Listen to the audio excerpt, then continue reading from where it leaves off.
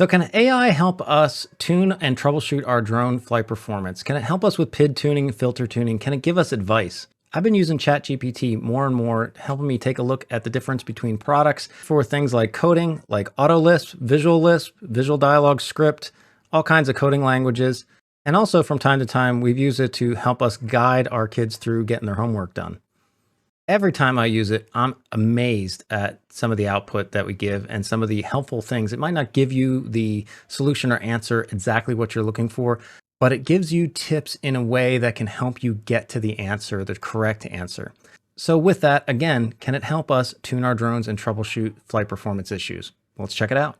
All right, so we first need to start with the problem. Here's one from the Discord. He recently built a 5-inch quad. It was from a $200 build. Looking at the components here on this video, which is the $200 build, I'm assuming it's this one from 2023.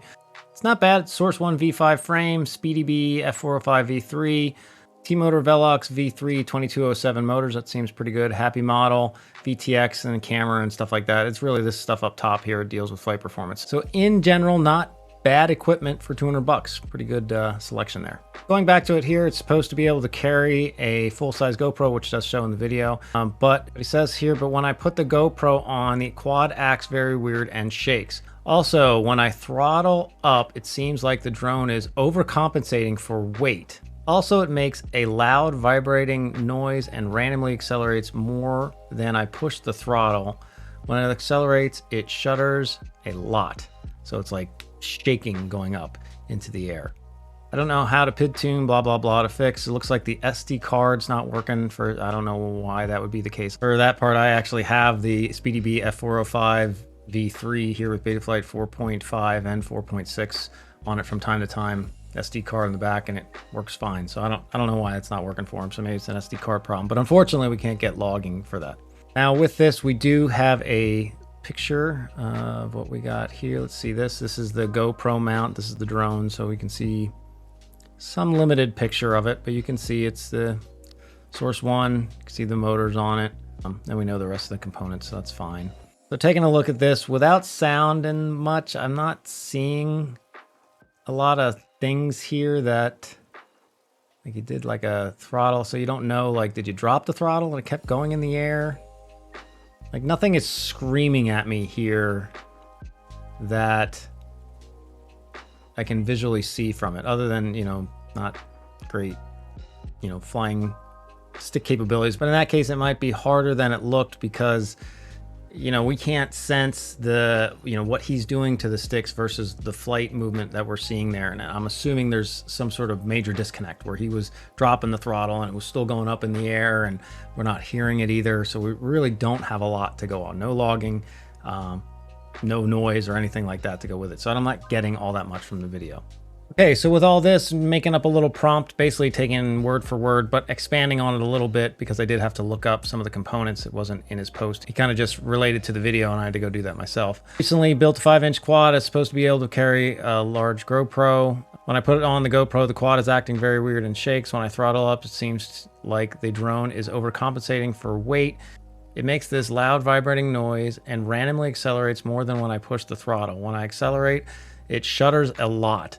Are there PID or filter adjustments I can make to resolve the issue? So that was mostly what he just exactly said. I did add, I'm using Betaflight 4.5 flight firmware. It is a Source 1 V5 frame, SpeedyBee F405 sight stack, T-Motor Velox V3s, 2207, 1750 kV. I'm using Betaflight 4.5 defaults and filter settings. So let's see what ChatGPT says we should look at. Okay, so it sounds like you're struggling with additional weight of the GoPro, leading to issues like oscillations, overcompensation, and instability. There's more adjustments you can make to try to improve flight performance. That's very true. So the PID tuning part says reduce P gains. Since the GoPro adds significant weight, the motors are being asked to work harder, which can cause instability.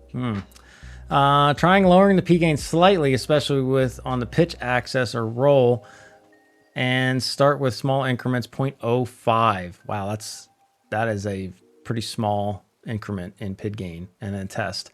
On D gains, it's saying to increase the D gains to help smooth out oscillations and help with the shuddering. Try D gains in small steps. Try increasing D gains in small steps, 0.02 to 0.05. That is really small. Usually we're adjusting PIDs in like, I don't know, 2, 3, 5 integer kind of points, not 0.05 or 0.02. That's hardly, that you're not going to notice any difference. Tune the throttle PIDs. Since you are noticing overcompensation when you throttle up, adjust the throttle PIDs might help. You can start with reducing the throttle P to avoid excessive motor correction. That's garbage. There's nothing like that. So we're not off to a great start here. Not that impressed. Increase filtering. Okay, so filtering settings, increase filtering. That now we're starting. Yeah, that's okay. You may need to increase the gyro or D-term filters to cope with the added weight. It's not so much the added weight, but we'll give you a pass on that. Trying to adjust the gyro low pass filter and the dynamic filter settings and increase the notch filter bandwidth. Okay, yep. Filter bandwidth, that's the Q factor on the notch filter. That's the filter bandwidth.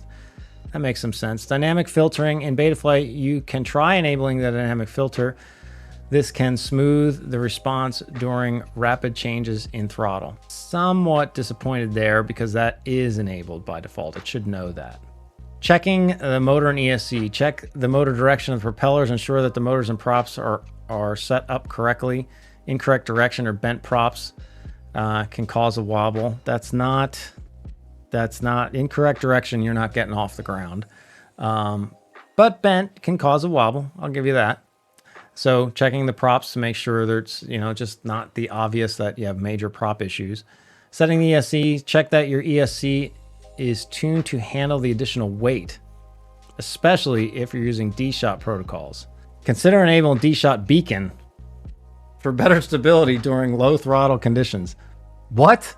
That's good. That's nothing. So I'm not getting super impressed here. Okay, let's go to weight distribution. Balance of the GoPro. Make sure your GoPro is mounted securely and balanced evenly on the quad. If the weight distribution is uneven, it can cause instability. That is, yes, that's true. The more centered it can be and closer to the center of gravity, the better it will be. So that's true. Power and throttle management. Throttle curve. Since the additional weight requires more throttle for stable flight, try tuning your throttle response curve, throttle expo, to make it more gradual at low throttle inputs. So that is a thing in Betaflight under the rates tab that you can adjust to smoothen out that throttle curve or make a throttle curve and smoothen out at the lower inputs. That's not gonna solve the issue, but nevertheless. Frame resonance. Okay, vibration dampening. Sometimes the frame can resonate with the weight of the GoPro. Now we're getting on to something. Try adding vibration dampening material, soft foam, between the GoPro mount and the frame to absorb excessive vibration. First part was pretty good. Second part, I don't know about that. Start by tweaking the PIDs and filters gradually, making sure to test each change to gauge its effect. That's good advice. Sometimes people change too much stuff at the same time. On flight performance, make sure your props are balanced. Generally, you don't want to be troubleshooting this issue and have this prop that goes like the blades like whoop, it goes like that. Obviously, you're pushing a rope up a hill there.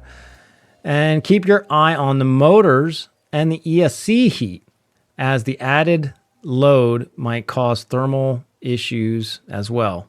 I like the concept of keeping an eye on your motor temps as you're goofing around with stuff, but the weight of the GoPro ain't going to cause that. So not great here. Let's do a little bit more here. Let's dig in. So a big part of ChatGPT in my experience is if you are getting some stuff from it that doesn't exactly pass the smell test or sniff test of the knowledge that you do have, or if you have any additional questions, you got to keep engaging with it. Don't just say, oh, well, the answer's not right, and just give up. Sometimes, especially with coding, you can just tell it like that didn't work, or that produced an error, or that won't compile. And then it will say, hey, I'm sorry, and blah, blah, blah, blah, blah, and start adjusting its answer to you. So it's really key there. And other things, like if you get responses back, or if you do what it says and doesn't produce a good result, you tell it that, and it will adjust, and it will actually get better as you go. So in this case, coming at it a little bit, I put a little prompt in there basically saying, hey, in Betaflight 4.5, there are sliders for the PIDs and the filters. What slider adjustments should I make for both filters and PIDs to follow the above advice? So here we're saying in Betaflight 4.5, the sliders for the PIDs and filters make adjustments easier, and visually setting the values based on the advice I gave earlier. Here are specific slider adjustments you can make for both the PIDs and filters. So for PID adjustments, we're talking about that first. Since you're using the default Betaflight 4.5 PIDs and your quad is struggling with overcompensation and instability, then with carrying a full GoPro, here's how to adjust the sliders. Proportional, reduce the P gain slider. Okay.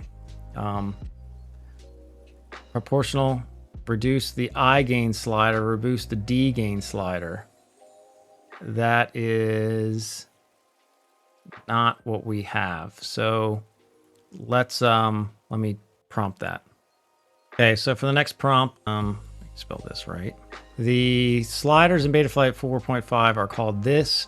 What should I adjust? All right, so now it's coming back with, thank you for the clarification. Given the sliders you mentioned in Betaflight 4.9, I can now provide you more precise guidance. The sliders are focused on PID control and filtering adjustments with the goal of improving stability, blah, blah, blah, blah, blah. Damping, what it does. Controls the overall dampening of the PID controller to help smooth out the flight performance. Recommended adjustments, start by increasing the slider. So now we're, okay. Recommended adjustments. Start by increasing the dampening slider slightly, 5 to 10%. This can help reduce vibrations and unwanted oscillations occurring by the GoPro weight. It's not going to be what the problem is. Tracking slider. What this does, so it's PID tracking movements of the quad essentially during high speed or sharp maneuvers. That's true. Recommended adjustments, you can slightly decrease the tracking slider. That's okay, that makes sense. The stick response, this affects how quickly the flight controller reacts to stick inputs. It's true. Since of excessive vibration and acceleration when you're throttling up, lower the stick response slider. That has nothing to do with throttle. By 5 to 10%, reducing the sensitivity. No, that's not right. What it does, dynamic dampening, adjust the dampening dynamically based on the flight conditions, throttle position. That's not true. Increase the dynamic dampening slider slightly. So increase it.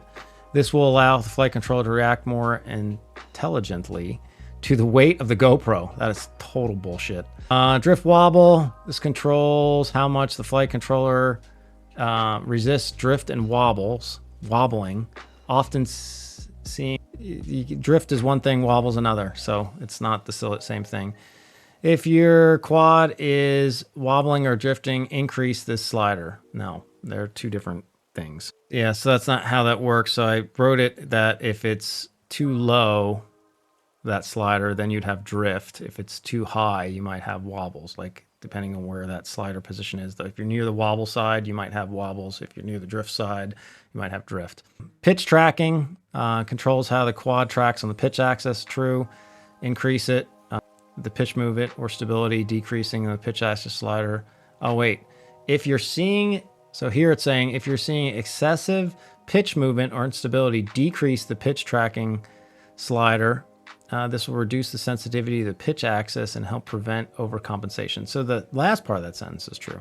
And then down here at the bottom, it just gives us our overall movements here. So for the last prompt, I forgot to include the master multiplier slider. It says the master multiplier slider increases and decreases PIDs on all the axes. It essentially increases and decreases the strength of the PIDs uniformly, which is true.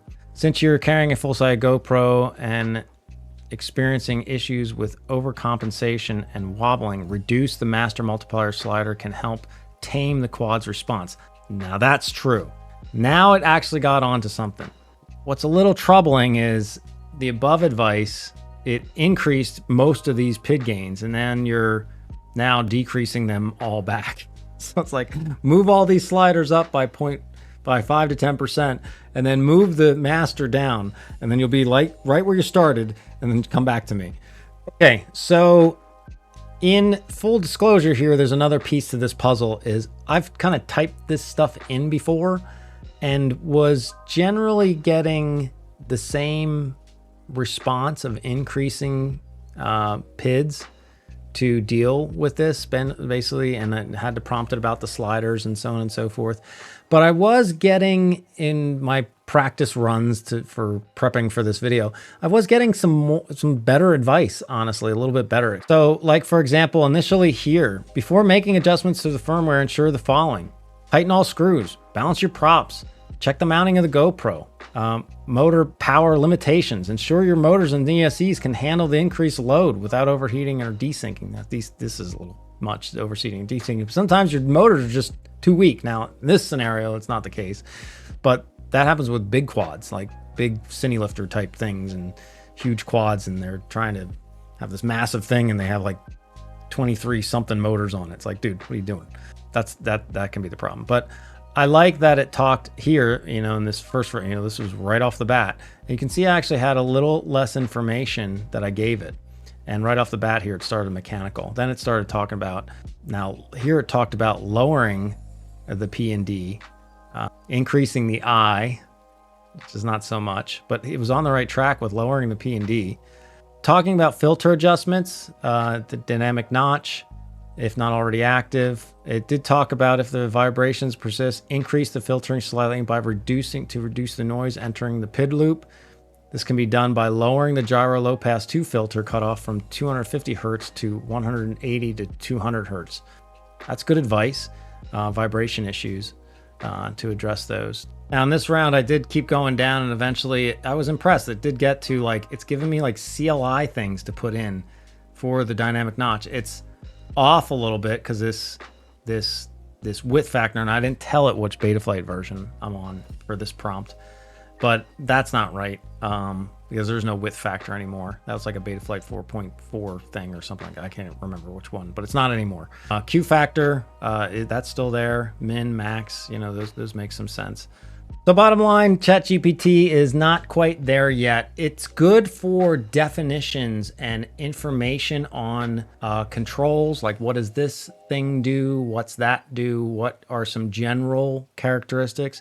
But to troubleshoot specific flight performance things, like if you wanted to know more about the sliders, what do they do? What's the effect of increasing sliders, decreasing sliders? What does it mean by raising the filtering or lowering the filtering? What do I have to do to increase my filters or decrease my filtering in Betaflight? Like, it can help you say like, hey, you're going to go in, adjust those filter sliders, and it will, in the one prompt, it said like to increase filtering, you actually have to decrease the slider, which is accurate for the filters. Like you decrease that slider on the filter sliders, that adds, you're moving the slider down, but it adds more filtering because it's moving the cutoffs down, which is higher amount of filtering you're doing on the PID loop. What it's really lacking though is just experience. I've been tuning quads for probably a decade at this point, and professionally tuning them for over 5 years, I think, at this point. So there's a lot of experience in that you can cut through some of that and get right to the point. In this specific instance, knowing that the person or assuming that the person is on default PIDs, because if you watch the video that he watched to build this, it said just leave everything default and it flies great. Then I'm going to assume he didn't make any adjustments. Then it's really just coming down here and first of all, basically giving him some assurance like, hey, your SpeedyB flight controller should work with the SD card. Go ahead and try formatting the SD on your PC first. FAT32 is key on that. Don't do NTFS formatting. Make sure it's FAT32. The quick adjustment here is to start moving this master multiplier down. So you might say, well, you said about decreasing the master slider, but what about adding filtering? We're already on Betaflight default filters, and they're pretty conservative. Like there's a lot of filtering. There's 4 low pass filters. I'm by default, either the dynamic notch or the RPM filters are turned on. I think in that video, they showed them how to turn on both. And so you got a lot of filtering going on. So if your filter vibrations of your quad are not okay on defaults, you don't lower your filtering for a 5-inch. You fix the mechanical problem. You have a mechanical problem. You can try to cover it up, but you're never going to be happy with it. you need to fix your mechanical issues. He shouldn't be having mechanical issues with the components. They're fairly decent components. Honestly, that was a good build video. So here I would lead to just lowering the master multiplier. It is somehow overcompensating. It sounds like he has D-term oscillation. The other piece to this puzzle, and the one prompt as I was kind of, again, prepping for this, that ChatGPT did talk about, is turning on your TPA dampening, your D-term dampening, which I shouldn't say turning on, it's on by default. And this TPA dampening amount, percent dampening, you can increase. So there's many times that, so what this does is that once you get above, in this case, that's 35% throttle, that it will, which I wish they would change this to be like percent throttle, but whatever. This is 35% throttle, that it will start to linearly dampen the D gains, like turn the D gains down. So at 100% throttle, they are 65% less than full D gains. So a lot of times with quads, I might change this to 80 and then change this to 1750, which would be 75% throttle. So from 75% up to 100% throttle, your D gains will drop by 80%. So that can give you, if you have those shakes when you're doing a full throttle punch out, that can compensate for that. Just that one simple change. You don't have to mess with any of your PIDs. So that would be the next thing I would go to. But it does sound like he has D-term oscillation in general. I don't have the full picture yet because that shouldn't occur when you add the GoPro. It should actually occur when you take the GoPro off. So there's more to this puzzle, but you know, it's a little bit of a back and forth. Okay, well, that's it. So I guess my side gig is still secure. Hopefully on the quad space, I would be more than happy that if ChatGPT would be a great resource and my side gig would go away and people could just access and talk to ChatGPT for how to solve all their quad issues, and it would be giving great answers and pointing them in the right direction for all the little variables at play. But that day is not yet today in 2024, and I think it might be off a little bit yet. Maybe that's probably like a year. So we'll see. But thanks, everybody. Drop any questions or comments you have down below. Hopefully you found this educational and somewhat entertaining, and I'll see you in the next one.